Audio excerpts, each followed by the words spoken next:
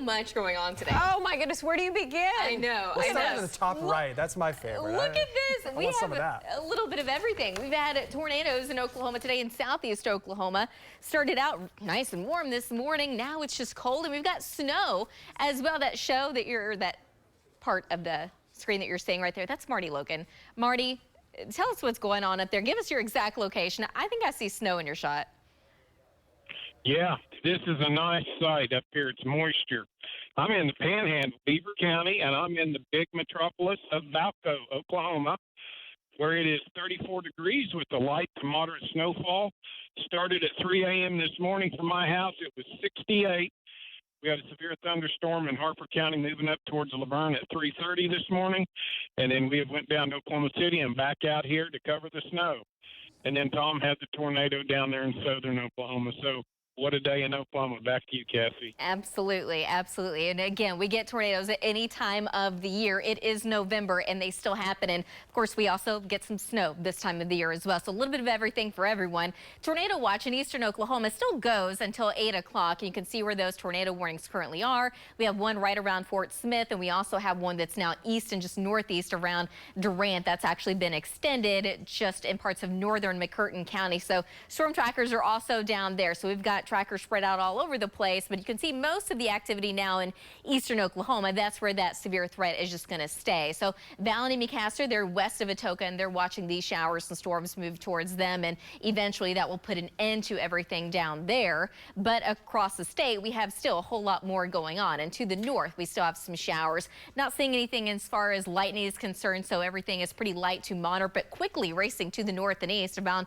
50 to 55 miles an hour into Kansas. But you can see on the backside of this storm system cold enough that we have some light to moderate snow now falling even in the Oklahoma Panhandle. You can see where Marty Logan is just south of Beaver. There are some heavier snow showers though on the western sides of Canadian Texas. In western Oklahoma, we've had some light rain. It's pretty much come to an end almost there in southwest Oklahoma. Here in the metro, these showers now in Lincoln County are also quickly rushing to the north and east. We also have some leftover light rain now in parts of Canadian County, just right around El Reno. But Oklahoma County, for the most part, we're done with all the heavy rain, that's for sure. We could still get some sprinkles here later on, but then after that, overnight tonight, we just have to prepare for the cold. So for this evening, the severe threat, the tornado threat, will stay basically in far eastern southeast Oklahoma. That's where it's certainly going to be the highest. As far as hail is concerned, we could still see up to golf ball size hail, wind gusts potentially up to about 60 to 65 miles an hour in eastern Oklahoma. So just kind of looking at future NEXTGEN Live,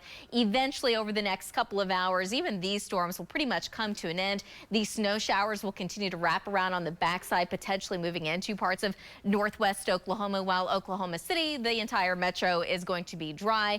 It is just going to be cloudy for at least a while and very cold. Are we looking at a whole lot more rain? Certainly not the case in Oklahoma City, but in eastern Oklahoma, we could probably see anywhere from 1 to maybe a couple more inches, depending on how fast it moves out of here. But cloudy and cold here in Oklahoma City. This is our American Fidelity camera, part of our Pike Pass SkyChem network. We're at 43 degrees, but we have a northwest wind right now at 24 miles an hour, so it feels more like around 32 degrees. Temperatures have already dropped into the upper 30s in the northwest. Out ahead of the cold front, we still have upper 60s and mid 70s down there in Idabel.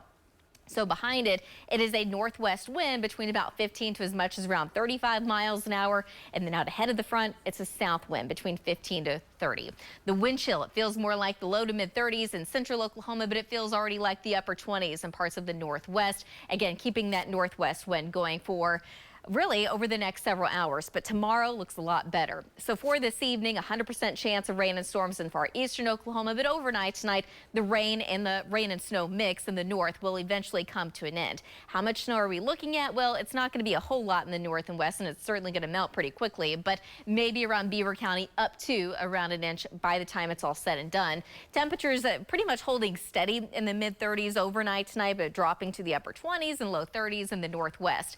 Tomorrow looks fantastic. fantastic. It's going to be a cold start, but we do end up in the low 60s with a south wind. Sunday afternoon, we have another front moving through, but it's going to be a weak one. So we're looking for a high of about 70 degrees in Oklahoma City, but mid and upper 60s in the north and west. So for the rest of this evening, it looks pretty quiet. Obviously, no severe weather expected here in Oklahoma City. So if you have any plans, just bundle up. That's all you need to do. But for the rest of the weekend, it looks really nice. Next week, we have another slight chance of rain, but a stronger storm moving in by late week of next week.